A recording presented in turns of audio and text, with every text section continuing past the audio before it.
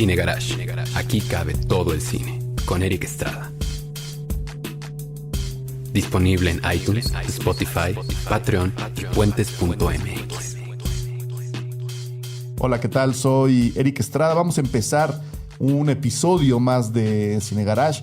Vamos a hablar de Ambulante, vamos a hablar de uno de los documentales que presenta Ambulante en la edición 2019. Vamos a hablar de cine mexicano, vamos a hablar de problemática mexicana, vamos a hablar de problemática mundial, vamos a hablar de un trabajo y de una búsqueda que creo que incluso está en lo estético, más allá del tema tan fuerte y tan doloroso y oscuro que trata el documental Cuando cierro los ojos. Y vamos a hablar de cine como en todos y cada uno de los programas y de los episodios que hemos hecho aquí con los amigos, con los hermanos de Puentes, que seguimos estrenando estudio. Todavía no acabamos de instalarnos, pero ya nos escuchamos como nos tenemos que escuchar, que es lo que a ustedes les importa. Entonces, vamos a darle al episodio de esta tarde.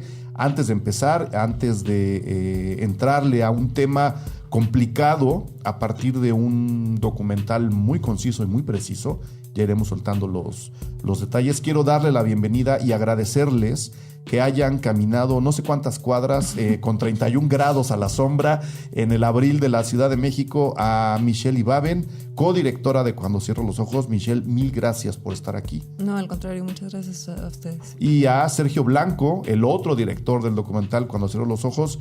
Sergio, mil gracias por haber venido a los micrófonos de Cine Garage y de Puentes. Gracias a ustedes por el espacio. Sí. No, hombre, el espacio está abierto para todo mundo. Especialmente si vamos a hablar de cine, por supuesto. ¿Por dónde empezamos? Primero, informarle a la gente que el documental se va a ver en Ambulante y que pues bueno, si quieren checar los días y los horarios, están todos programados ya, tanto en el programa de mano como en la página oficial del festival.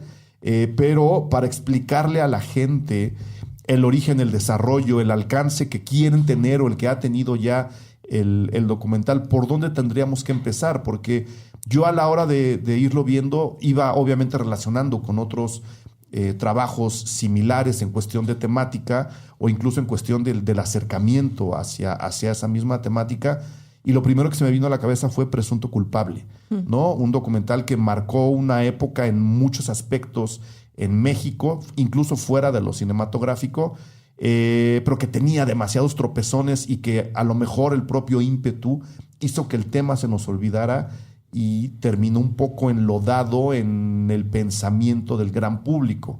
Y de alguna manera, Cuando cierro los ojos, rescata el tema y lo presenta de una manera diferente, con casos igualmente trágicos y crudos, que además no están en la Ciudad de México, que creo que lo hace todavía más difícil para quien lo está padeciendo, ¿no? Digo, es difícil para todo mundo, pero si aquí es difícil, no me lo puedo imaginar fuera de la Ciudad de México. ¿Por dónde, o corríjanme, pero por dónde quieren que empecemos para hablar de su película? Bueno, la diferencia entre Presunto Culpable y Cuando cierro los ojos es que Cuando cierro los ojos es la historia de dos reclusos indígenas que no tuvieron traductor en su proceso penal. Uh-huh. Entonces ya desde el inicio no tuvieron el debido proceso. Y también pues esta experiencia es mucho más fuerte en el caso de ellos porque no pudieron hablar, no pudieron expresar, no pudieron dar su testimonio, no pudieron contar con un abogado en ese entonces. Entonces se vieron, en el caso de Adela, estuvo 4 años encerrada sin poder hablar con nadie porque justo el reclusorio donde ella estaba no habían otras personas que hablaran su lengua. Entonces, pues tú imagínate que te vas a otro país, claro, asiático, digamos, estás ahí encerrado 4 años y no sabes qué está pasando con tu vida ni con tu proceso. Después de haber pasado un juicio del cual no entendiste una sola palabra. Exactamente. ¿No? Sí, incluso para nosotros, ¿no? Pasar por un proceso penal es muy complicado, entender los términos, los tecnicismos también muchas veces se nos escapan. Entonces, pues ahora imagínate sin entender nada, ¿no? Entonces sí es como una situación muy extrema y que afecta al 80% de los reclusos indígenas que están en México, y en los últimos artículos que se han publicado son alrededor de 8,000 personas. Entonces es una situación que afecta a bastantes personas y que nosotros al momento de saber esta cifra fue casi inmediato, ¿no? Fue como, no, pues tenemos que buscar aquí, tenemos que ver qué está pasando, ¿no? O cómo se vive esa experiencia. Claro, y cómo se enteraron de esa cifra, porque no son las cifras que se manejan en un país convulso, también por otros problemas. Son cifras que se dan como obvias, que la gente incluso ni siquiera considera un problema, ¿no? Que es algo que además le agradezco yo al documental. Nos dice, oigan, esto es un problema, por mucho que la gente no esté hablando de eso, esto es un problema real que está afectando a mucha más gente de la que creemos. ¿En qué momento se enteran de la cifra y cómo empiezan el proceso de producción, de investigación, de comunicarse con estas personas? Pues empezamos a trabajar en el documental en el 2014, en desarrollo, y en principio queríamos trabajar con una situación de encierro en otra lengua, ¿no? Como decía Michelle.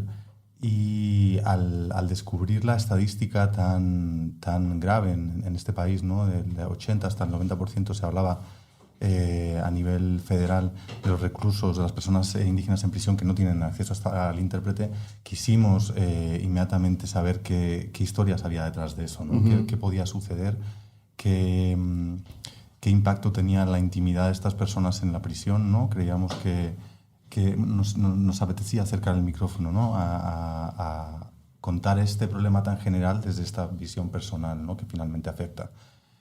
Y entonces empezamos a trabajar buscamos en esta etapa de investigación asociaciones civiles en todo el país que trabajasen específicamente en esta materia, y encontramos en Oaxaca una organización que se llama Sepiadet, que son pioneros y son líderes, ¿no? en esta labor de ubicación de intérpretes que después trabajan para el Tribunal de Justicia del Estado, ¿no?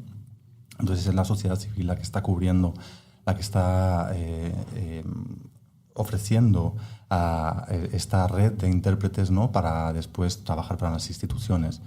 Entonces con ellos también llevaban el caso de ambos protagonistas de la película, de Marcelino y de Adela. Y entonces decidimos investigar más qué había sucedido en ambos procesos, y de ahí ya los conocimos, les propusimos la idea de hacer la película, ¿no? Y bueno, fue que así nos quedamos con sus voces. Hicimos muchas otras entrevistas también en otros estados, pero nos quedamos en Oaxaca específicamente con sus casos, ¿no? Que creíamos que la historia se contaba bien a través de sus dos testimonios. A través de ellos dos. No me imagino, o sea, ahora que me pusiste el ejemplo, imagínate que esto te pasa en cualquier país asiático, ¿no?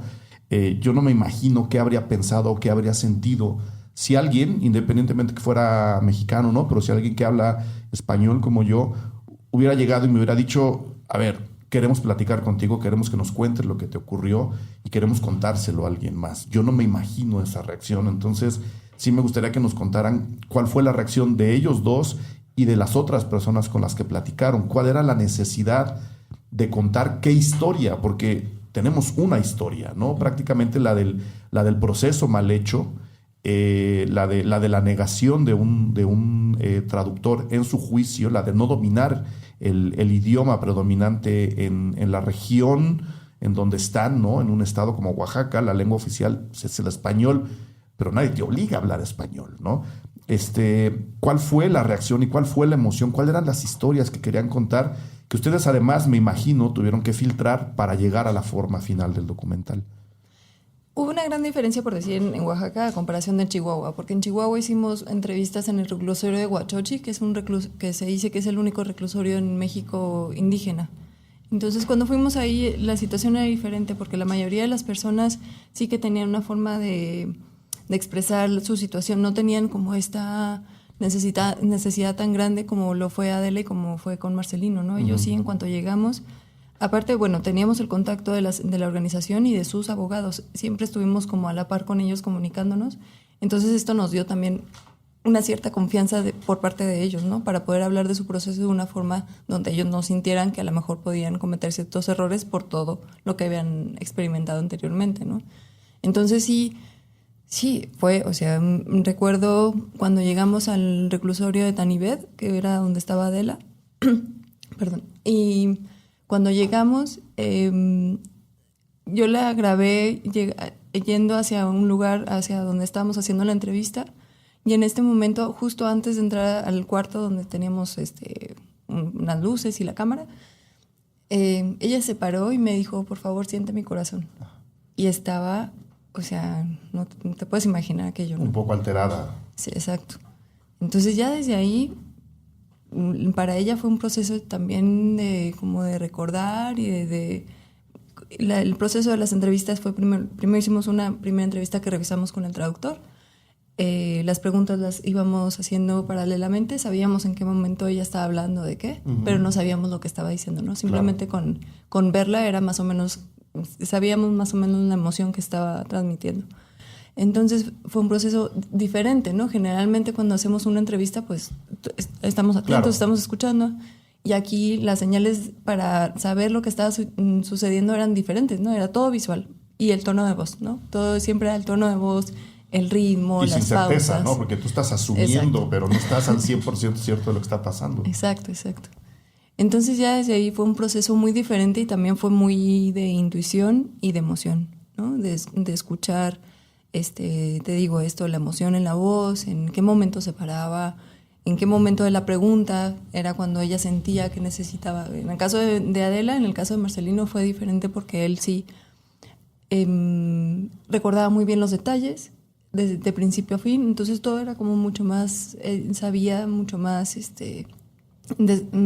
era como, la forma era mucho más rápida, la narrativa era mucho más rápida de captar, ¿no? De lo que estaba pasando. Entonces sí, fueron entrevistas muy diferentes, pero sí había esta necesidad, ¿no? Por contar, sí, era en los dos, aunque en Adela era más explícita, más visual, en Marcelino también.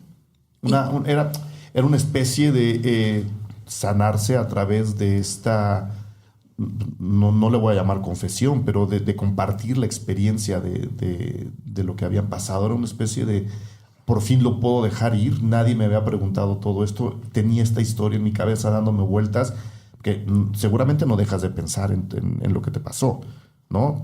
Se encierra contigo en la celda y alguien viene y te dice, cuéntamelo. Eso era como lo que sentíamos que nos daba en principio, antes de descubrir el planteamiento formal de la peli. Sentíamos que era el ancla, ¿no? Que teníamos hacia la historia, esa necesidad de desahogo, que si bien no veíamos en todas las entrevistas que hicimos, sí lo encontrábamos en el caso de ambos, de Adela y de Marcelino, ¿no? Fue por eso que se quedaron esos dos. Claro.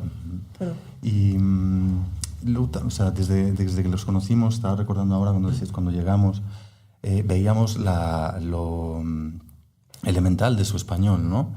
A pesar de que cuando conocimos a Adela, ambos llevaban, no recuerdo, 5 años, creo, en prisión ya, y habían aprendido algo más de la lengua. Se veía claramente que no entendían ni siquiera, cuando nos poníamos en un nivel de explicar un poco de producción y demás. Ya se les iba, sí. Por supuesto, o sea, no les llegaba, no su nivel ahí. Entonces te puedes imaginar ante un juez qué presión podían sentir, ¿no?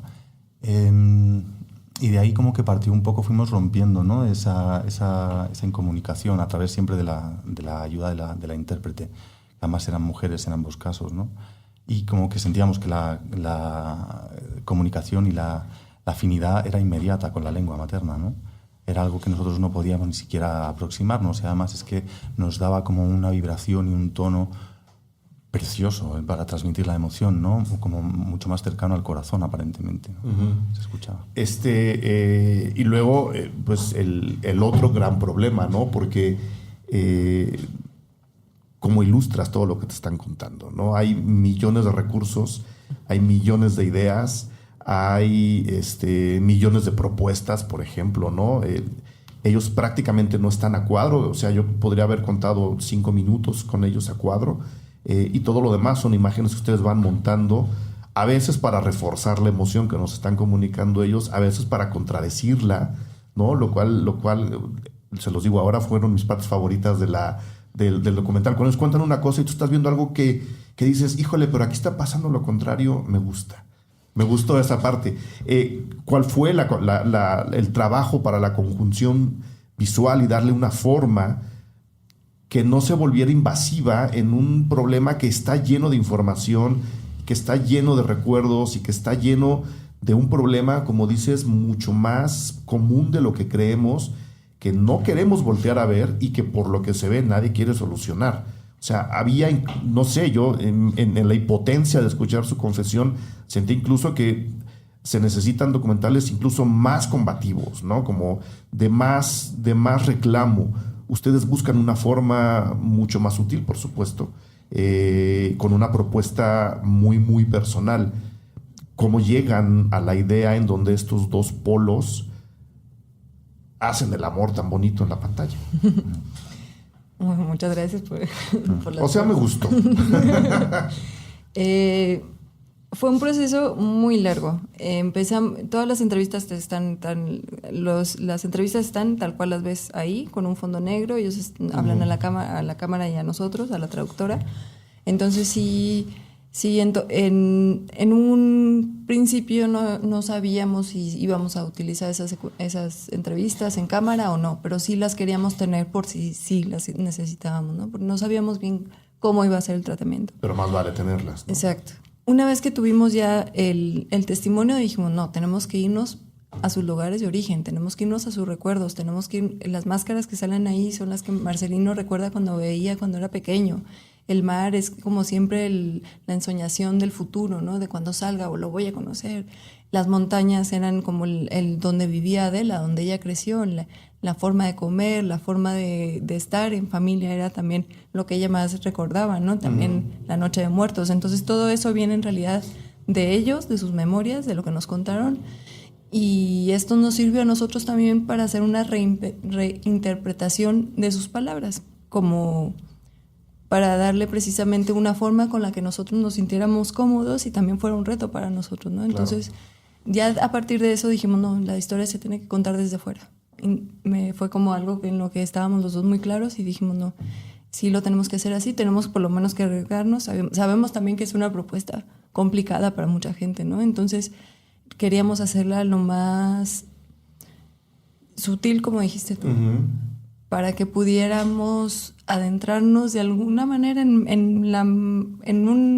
una forma muy humilde, tratar de sentir su experiencia, ¿no? Tratarla de sentirla de una forma más sensorial, no tanto con datos y con cosas pesadas que a veces sí son importantes, obviamente, ¿no? Pero están en prensa. Si te interesa el tema, está en prensa, están ahí, ¿no? Está la información. Tú puedes continuar la investigación, ¿no? Exactamente. Si para nosotros lo importante era qué pasa, cómo lo vives, cómo viven ellos. Entonces, cómo se vive la comunicación, ¿no? Entonces ya desde ahí fue que nosotros elegimos contarlo desde sus recuerdos, desde fuera, conectando con lo que ellos conectaban, para luego ya presentarlo al espectador y cruzando los dedos de que funcionara, ¿no? Pues no sé si funciona o no, pero a mí una de las partes en donde justo encaja todo esto de la mejor forma, ahora que mencionabas lo de las máscaras y el momento en que están estos danzantes bailando con las máscaras en la calle del pueblo, todo ocurre mientras él está narrando la forma como lo intimidaron y la forma como lo acusaron como un culpable y cómo se lo llevaron a la comisaría. Y tú me acabas de decir, fíjate, si el documental no tiene momentos muy, muy interesantes. Me dices, son las máscaras que él recuerda de niño. Sí, pero puestas en ese momento, en esa circunstancia, con esa voz detrás, le dan un tono de pesadilla terrible a esa parte de esa narración, de ese personaje que estamos conociendo. Creo que el fondo que le da el manejo de imágenes es todavía más rico que la información que nos están dando, que de entrada ya es muy llamativa y, como dices, es una información que nos invita a seguirla y a mantenerla viva. Entonces, quería felicitarlos también por ese montaje, ¿no? Y por esa selección de imágenes que me imagino los llevó arriba y abajo de una sierra al mar. De una sierra al mar, ¿no? Sí. Pero fue muy interesante porque también conoces de otra forma el contexto. O sea, esas personas que son una estadística, digámoslo así. Que son números. Exactamente, que después te dan una entrevista y ya es una historia, es una experiencia, tienen una cara, tienen una afinidad o no hacia ti. Después de esto empiezas a conocer la gente de su alrededor, empiezas a conocer a su familia y es muy diferente. Entonces, yo creo que me atrevo a decir que las imágenes funcionan precisamente porque vienen de sus testimonios, no están del todo ligadas, no son como ocurrencias. No fueron ocurrencias de, ay, mira, qué bonito árbol, tómalo. Exacto.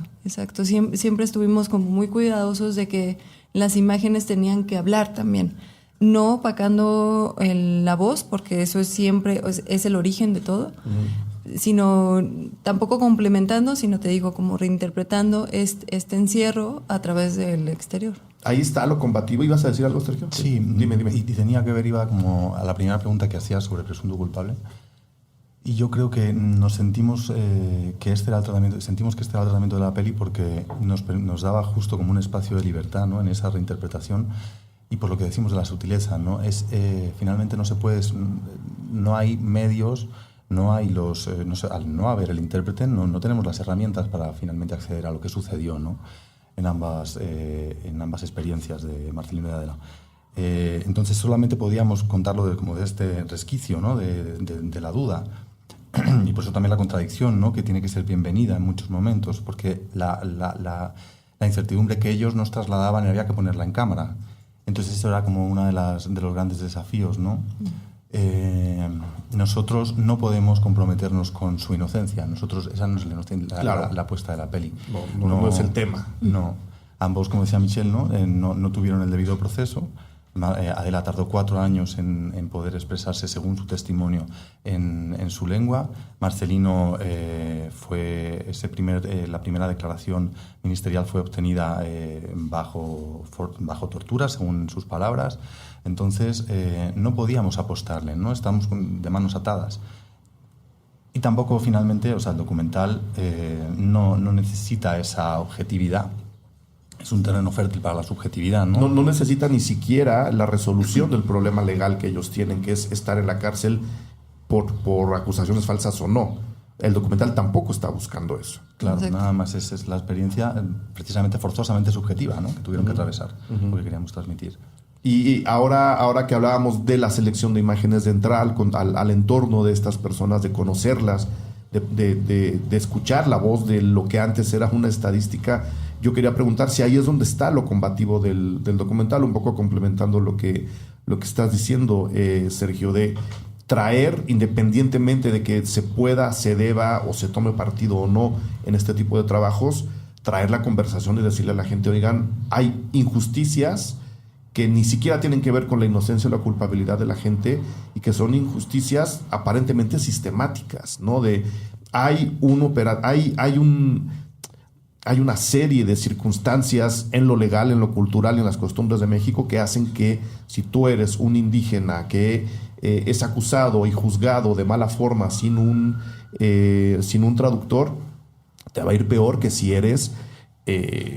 ¿sabes? Tú o yo, cualquiera de los dos, que pues, malamente hablamos el español, ¿no?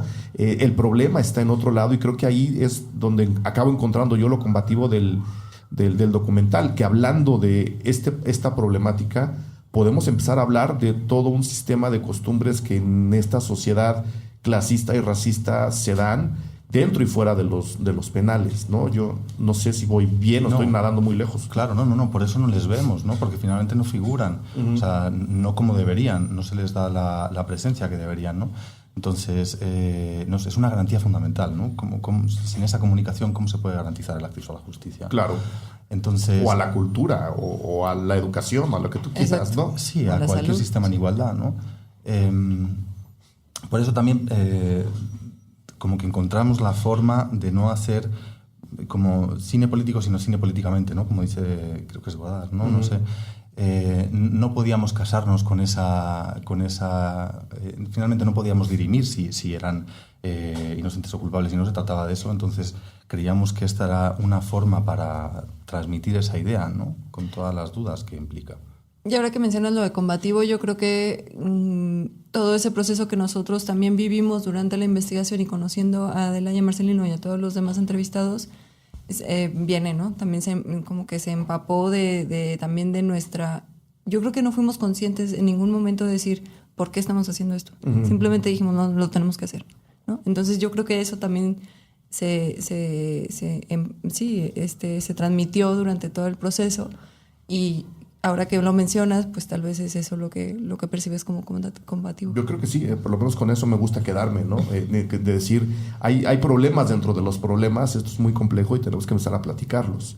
Y me imagino que hubo varias secuencias que dijeron, tiene que salir completo y tenemos que volverla a hacer. O sea, es un documental que en forma tiene un montaje muy complicado, que debe estar o muy planificado o por momentos incluso suelto a la inspiración, que a veces así pasa, ¿no? Entonces me gustaría que dentro, que fueron 2 años de investigación y entrevistas, ¿capté bien el dato? Sí, o sea, 2014 empezamos con la investigación y en 2015 fue que tuvimos acceso al reclusorio para poder grabar a Adela y después a Marcelino. Ahora, ¿cuánto hay que sumarle de montaje? Hay que sumarle 2 años de rodaje. 15, 16, 17 Sí. grabando. Ajá. Y 17 poquita fue nada más los carnavales, pues, la parte de Pinotepa. Y ahí ya empezamos a montar. Michelle y yo hicimos un primer corte. Y luego ya llegamos en 2018, enero de 2018, hasta mitad de año con Pedro García, que es un grandísimo editor y un tipazo. Y con él ya como que llegamos a aterrizar todo lo que estaba pendiente y a cerrar, ¿no? A concluir ya después de varios work in progress, y así pudimos como finalmente terminar, porque sí la edición fue un proceso muy complicado, ¿no? Nos costó bastante soltar. Se nota. O sea, quedó bien, pero se nota que hay mucho trabajo allá detrás. ¿En cuántos work in progress anduvieron? ¿Por dónde rebotaron? Fueron 2. Fue el de Guadalajara, el Doculab de Guadalajara, y el Documenta Madrid. ¿Cómo se llama el de Corte final. Corte final. Ajá, fueron los 2. Muy bien. Y quedó como ustedes querían. Es decir, dijeron, ahí está el corte, tocamos los problemas que tocamos, no podemos ir más allá, porque el documental está pidiendo su propio tema y lo está manejando, y quedó como ustedes querían. Sí, o sea, siempre puedes hacer cambios y Siempre. dicen que las películas se abandonan. Es la pregunta mañosa de cada programa. Sí, justo eso, sí.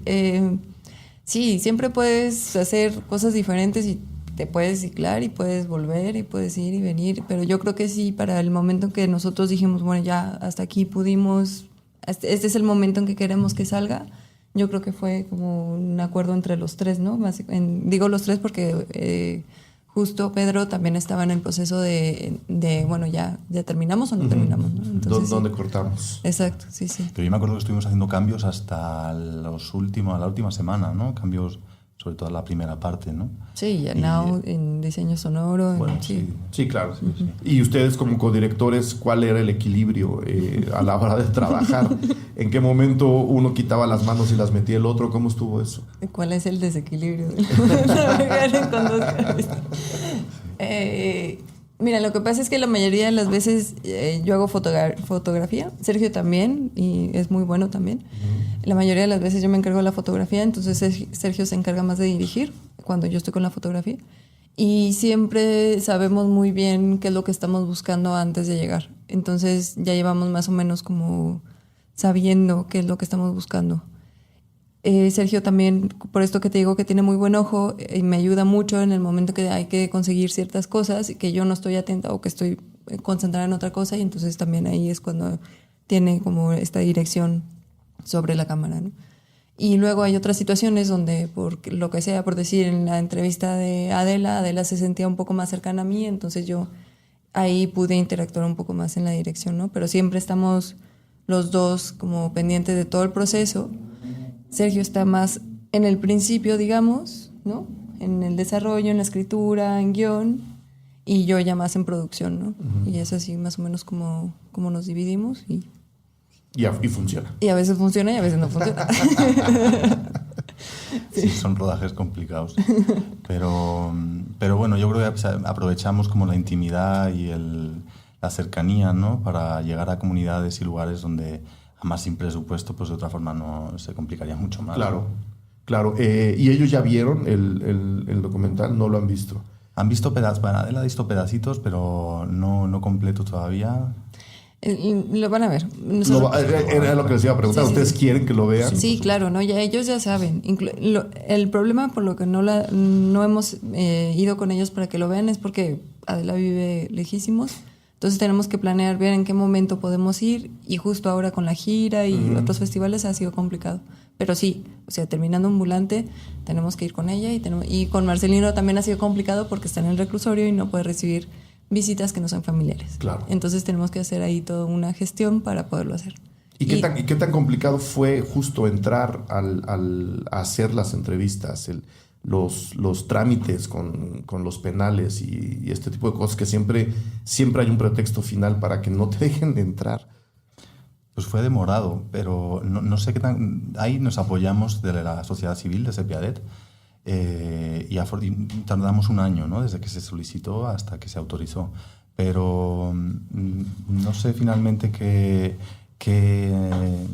sí, fue por medio de factores, ellos. ¿no? Sí, fue por medio de ellos y justo también por medio de otra asociación en Chihuahua fue que pudimos grabar en Huachochi, que también el Observatorio de Derechos de Indígenas. Derechos Indígenas, y fue a través de ellos. Como ellos ya tenían la relación, ya habían hecho trabajos dentro del reclusorio, eran conocidos y había como una buena relación, fue a través de ellos que pudimos entrar. De otra forma hubiera sido súper complicado. Más complicado. ¿Y qué pasaba con los demás internos? No sé si la curiosidad los llevaba a acercarse o a alejarse. Yo también quiero contar mi historia, no es él, somos todos. Son situaciones donde la presión truena a las personas de manera muy distinta. Sí, eso era un romper el corazón constantemente, ¿no? Porque en ambos reclusorios, o sea, recuerdo varias personas, ¿no? Que se acercaban a probar suerte, ¿no? No sabían siquiera, pensando siempre que es abogado, supongo, ¿no? Claro, o que les va a ayudar en cualquier cosa manera, que ellos sí. estén metidos, ¿no? Es necesaria la comunicación con sus seres queridos, ¿no? Hay muchas veces que están deslocalizados. Marcelino está más de 4 horas, que es lo que exigiría la ley de su madre, ¿no? De su familia. Entonces, enseguida que toman a alguien por visitador de derechos humanos es como un corro en torno a él y un montón de solicitudes, ¿no? Y también en el caso de Marcelino, pues te llegaban testimonios de todo tipo, de gente que decía que solamente por haber auxiliado, me acuerdo, ¿no? Por haber auxiliado a un compañero en su comunidad en el momento no me acuerdo qué le sucedió a la víctima, pero él estaba finalmente penando por su muerte, ¿no? Entonces, hay un estado de desconcierto en muchas personas que es brutal, ¿no? Y eso te pega en la cara según llegas. Entonces, eso también requiere un doble trabajo para procesar, ¿no? Y me imagino que la gran mayoría, bueno, los números ya no, más o menos los empezamos a tocar, estaban en lo mismo. No tuve un juicio con traductor, no entiendo lo que me dice el abogado cuando viene. Esto es un cuento de no acabar. Exactamente, hay muchísimos factores que afectan la situación. Es eso, ¿no? Primero, algunos no saben ni siquiera qué es un traductor o qué es un abogado y para qué está ahí, ¿no? Sí. Posiblemente puede estar una persona ahí que es el abogado y que es el defensor, etcétera, pero ellos no se enteran. Entonces, ya desde ahí es un problema. No se lo explican correctamente, ¿no? O sea, claro, no hay como claro. no hay como este proceso de decirle, mira, esta persona te va a ayudar, etcétera, ¿no? Explicarle que es un abogado, para empezar, ¿no? Entonces, también hay problemas con los traductores porque muchos de ellos no están certificados, son personas conocidas por el tribunal o por yo qué sé, y les llaman. Entonces una persona que es un traductor o un intérprete para los juicios sí tiene que tener una preparación y conocer los términos por lo menos, ¿no? Entonces esto también complica porque muchas veces no hacen su trabajo como debe ser, ¿no? Y al final el perjudicado es el imputado y pues y esto... Otros factores, cómo funciona el reclusorio, si se fijan o no en los expedientes, qué se considera indígena o qué no, quién se considera indígena o quién no. Entonces son muchos factores los que afectan. Y que van corrompiendo el proceso, ¿no? Claro. Desde el momento en el que no se recoge esa información de forma fidedigna, pues ya qué confianza, qué credibilidad tiene esa declaración, ¿no? ¿Cómo se levanta uno al día siguiente y decir, oye, tenemos que ir a la entrevista? Después de todo lo que nos contaron ayer, tenemos que hacer la entrevista. ¿Dónde guardan el ánimo para ponérselo después de la ducha? No, pues en este proyecto específicamente sentíamos que estamos trabajando al servicio de la historia.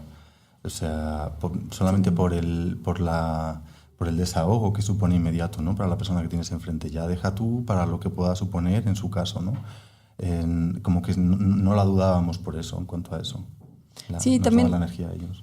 Sí, también una vez Sergio dijo algo muy acertado que nosotros también éramos como una especie de intérpretes, ¿no? Digamos, audiovisuales. Entonces, sí, no... Es doloroso, es fuerte, a lo mejor no eres consciente de qué tanto te afecta o qué tanto te cambia. hasta que tal vez ya cuando llegas con un psicólogo y te empiezas a sacar todos los trapitos, ya dices, caray, ya sé cómo me afectó todo esto, ¿no? Pero no eres consciente. Yo creo que el proceso, bueno, al menos en mi caso, no sé en el de Sergio, el proceso lo vas viviendo, lo vas sintiendo, y como sabes que lo que estás haciendo lo tienes que hacer porque nadie más lo está haciendo. Exacto. Y digo en cuestión audiovisual porque hay muchas organizaciones que se dedican a esto y que hacen un trabajo muy, muy bueno. Entonces sí, dices, bueno, ¿cómo hacemos para que la gente por lo menos hable de esto, ¿no? Y lo pueda ver y lo pueda sentir un poquito, ¿no? Entonces, sí, yo creo que nunca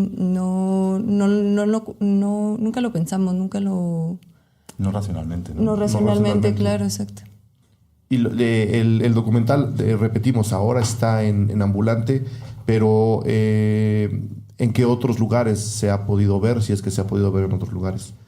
Sí, estuvo a finales de marzo, estuvo en Cine Latino Recontres de Toulouse, que fue la premier internacional, y estuvo en Guadalajara, en el Festival de Guadalajara, y ahora va para Hot Dogs. Entonces estamos muy contentos, ¿no?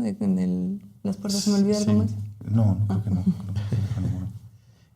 no. ¿Cuál es la reacción? Me intriga sobre todo la reacción de la gente fuera del país.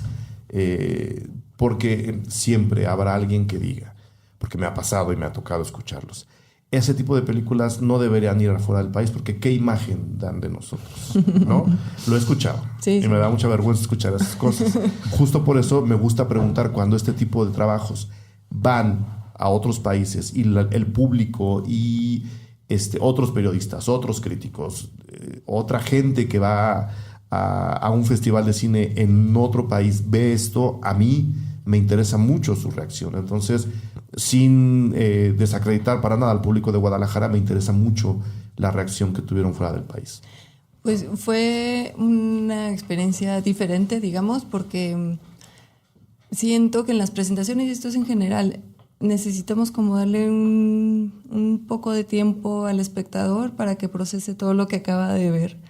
Porque siempre hay como este silencio, ¿no? Como que no, al principio yo no sabía cómo interpretar porque decía, uy, no les gustó. No, ¿qué está pasando? Es que es un shock. Exacto, y no entendía este shock. Entonces también uno como realizador tiene que respetar como estos momentos del espectador de que termina una película y tiene como que digerirla, ¿no? Como tiene que asentarlo todo lo que acaba de vivir. Entonces sí, hubo una respuesta maravillosa, que no la gente se acercaba, gente que se interesaba muchísimo. Oigan, pero esto ¿cómo es posible? Esto no debería suceder, pero ¿qué pasa con la Constitución? No está, y no, todo está escrito, todo está previsto, simplemente es la voluntad de las personas que están a cargo de la autoridad y de los procesos penales, ¿no? Entonces, que desgraciadamente depende de la voluntad, ¿no? Exacto. Aunque esté en los medios, incluso. La Constitución. Sí, entonces les extrañaba mucho esto, ¿no? Porque en el caso de Europa supongo que esto no pasa precisamente porque pues está en la ley y como está en la ley pues así tiene que ser, ¿no? Y porque además el tema de la gente bilingüe se entiende y se ha practicado de otra forma por completo, ¿no? La gente que es bilingüe o que fue bilingüe, yo pienso mucho en la gente que solo habla euskera, por ejemplo. Bueno, el tratamiento ahí, tanto legal como social, ha sido completamente diferente. Exactamente. Aquí la historia nos ha llevado por un camino mucho, mucho más pedregoso,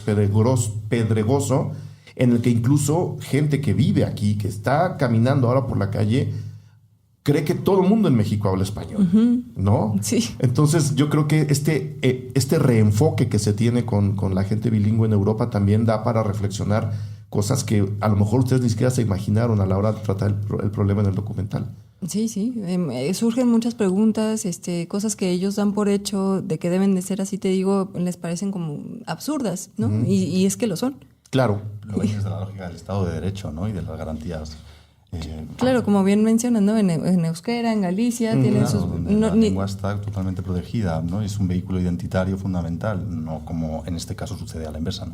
Pero justo al revés, sí. Sí, que también aquí es, pero no lo reconocemos. No. Si no estás dentro de esa comunidad, pues a ti no te afecta y por lo tanto no te interesa. Sí, no sí. lo ves, no te interesan. Si no te afecta, no lo tocas. Exacto. ¿No? ¿Tú querías darnos algunos números, Sergio? ¿Tenías por ahí algunos algunos datos. Sí. No sé si sobre el documental, sobre este tipo de casos. Es más bien en Oaxaca, sobre el contexto local. Para hacernos una idea de más o menos el panorama, en Oaxaca hay en prisión hay 428 zapotecos privados de libertad. En prisión. Sí, personas indígenas privadas de libertad en Oaxaca, para los cuales existen solo 18 intérpretes certificados, para 428. 180 mixtecos cuentan con 2 intérpretes intercertificados, 121 mixes cuentan con 1 intérprete nada más, y 112 chinantecos cuentan con 4 intérpretes, 27 triquis cuentan con 1 intérprete. El resto, 306 personas, no tienen un intérprete certificado, ¿no?, para poder comparecer ante el juez y para poder dar salida a las diferentes etapas del proceso. Y esto en uno de los estados... Eso solo en Oaxaca. Con mayor porcentaje y mayor número de hablantes de lenguas indígenas, ¿no? Claro, me parece brutal. Y solo en 5 idiomas. Solo en 5 idiomas, claro, en Oaxaca hay más. Claro. No, que es lo que te digo, la gente no cree que en Oaxaca haya más de 5 idiomas.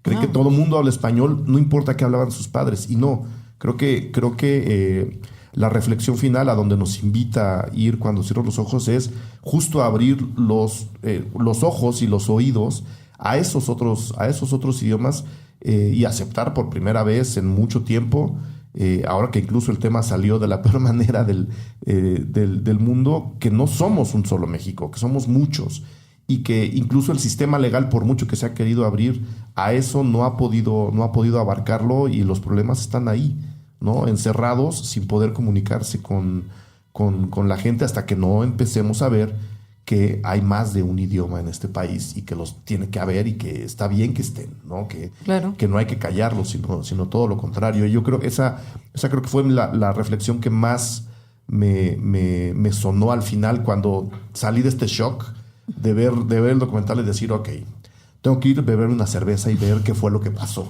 ¿no? Y la idea es esa, que ya la venía yo masticando. Tenemos que entender finalmente que no somos un país monolítico, que hay muchas cosas, hay muchas voces y que tenemos que empezar a oírlas, a veces de la peor manera, como casos como este, a veces de maneras más festivas, ¿no? No digo la peor manera porque el documental sea malo, sino porque estamos retratando unos malos procesos, situaciones terribles. Entonces, yo invitaría a la gente a experimentar justo lo que este documental está proponiendo. Ya lo dijimos, desde el punto de vista estético, que se complementa de maravilla con historias tan terribles, y justo platicarlo y ver qué es lo que estamos opinando todos de un problema que solemos tener olvidado, abandonado en un cajón, ¿no?, del cual no se habla, y que creo que es parte, empezar a arreglar las cosas en este país, es empezar a ver cuántos problemas tenemos, ¿no? Unos arreglarán unos, otros arreglarán otros. No sé cómo se las están viendo ahora las asociaciones civiles con la ayuda a este tipo de personas. Les tocó todavía ver que ahí están rascando en la pared para poder seguir trabajando. Ese es otro tema que normalmente se olvida cuando vemos estos documentales, ¿no? La gente cree que uno llega, hace la entrevista y se va, y la cosa se va a arreglar tarde o temprano, pero hay mucha más gente trabajando alrededor de estas personas y de esta problemática, ¿no? Claro, sí. Pues justo ahora con Ambulante queremos hacer presión para que se revise el caso de Marcelino, porque aparte Cepiadet ya lo está haciendo por su cuenta, por los medios legales que los tiene que hacer. Entonces, con el apoyo de Cepiadet y ahora posiblemente de la UNESCO, nos adentremos a hacer presión y a pedirle a las autoridades que hagan el trabajo que deben de hacer, y esperemos que eso sea uno más de los casos que se están dando, que poco a poco están saliendo, y que precisamente gracias a las asociaciones civiles y a los defensores están surgiendo casos también de liberación de reclusos por no tener el debido proceso. Claro. ¿Hay forma de ayudarlos? ¿Hay forma de acercarse a ellos desde acá, desde la calle? Sí, directamente por medio de las asociaciones civiles de Cepiadet. Centro Profesional Indígena de Asesoría, Defensa y Traducción. Ellos tienen su página web y tienen varias campañas activas ahora también, relacionadas no solamente con justicia, sino con otras estrategias comunitarias relacionadas con núcleos de mujeres y demás. O sea, hacen un trabajo muy completo. En su página, y además son muy activos en Facebook, ¿no? Se puede ver siempre todo lo que están proponiendo. Tienen varias campañas ahora. Y también la de Lupita. Y también sí, trabajamos en Chihuahua con una organización de una intérprete rarámuri, que se llama Nochaba Nikuraka Nakupi Nira. Ella también trabaja a nivel estatal en Chihuahua y bueno, ha conseguido con un trabajo de mucha dedicación personal y mucha entrega, ha conseguido finalmente cambiar la vida a pequeño, aunque sea un pequeño número de personas, ¿no? Que de otra forma no tenían una persona con quien comunicarse y reclamar lo que era su derecho. Luego, por parte nada más, en el caso de Marcelino, hablaba con Gerardo, su abogado, nos contaba que llevan 3 años para poder acreditar la tortura que, según sus palabras, sufrió. Primero era porque no contaban con viáticos, con recursos, después para pagar a los peritos médicos y psicológicos, pero eso lo han ido demorando hasta 3 años, ¿no? Desde que ellos tomaron el caso. Entonces, para que veamos el escenario en el que estamos, ¿no? En lugar de favorecer la agilidad, la retrasan. Constantemente son piedras nuevas, ¿no? En la rueda. Lo cual, especialmente en el caso de la tortura, siempre es perjudicial porque hay que probarla lo más cercano al hecho posible en caso de que el hecho haya ocurrido. Marcelino ya va a cumplir 10 años. Por ejemplo, entonces, ¿cómo vas a demostrar que te torturaron 10 años después de que dices que te torturaron? Exactamente. No. Aparte que son personas que tienen un conocimiento increíble para no dejar rastro de todo lo que están haciendo. Entonces. Claro, pues ahí está. Repítenos el nombre de la asociación civil. Es el Centro Profesional Indígena de Asesoría, Defensa y Traducción en Oaxaca. Y en Chihuahua está Nochaba Nikuraka Anakupi Nira. Son 2 asociaciones civiles que trabajan en ambos casos el tema de la traducción, ¿no? De la asesoría. Por si a alguien le interesa o estar con ellos, o ayudarlos, o apoyarlos, o meter el hombro, pues ahí están los contactos. ¿Algo más que quieran agregar sobre su documental, Michelle, Sergio? En caso de que no se queden con los nombres, que son un poco complicados, también pueden hacerlo por medio del Facebook de Cuando Cierro los Ojos. Nos pueden pedir el contacto directo y ya les podemos enlazar para que sea más directo. Muy bien. Y nada, invitarles a que asistan a las funciones de la peli, a todas las pelis de la gira, ¿no? Están buenísimos los documentales. No, el documental viene, el festival viene brutal. Sí, ya sabemos. Ya estamos tratando de sacar tiempo para ir. Exactamente, lo complicado es el tiempo, pero sí tiene una programación fantástica, entonces...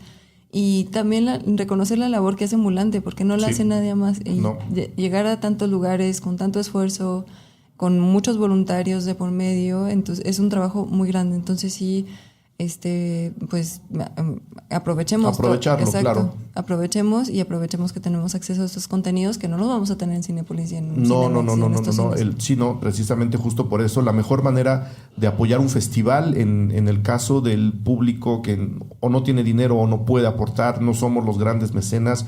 La mejor manera de apoyar un festival es yendo a ver lo que propone. Exactamente. Llenar las salas. Es que para los realizadores hace completamente la diferencia de una sala vacía a una persona, un lugar donde se genera el interés, ¿no?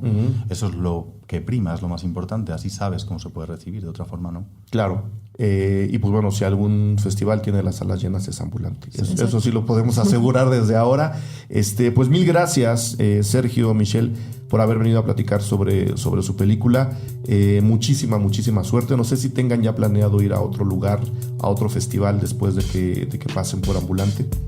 Todavía no. Hot Dogs. Sí, ¿no? es el siguiente. Hot Dogs es el que sigue. De abril. Y hasta ahorita pues estamos ahí cruzando los dedos a ver qué otros se animan.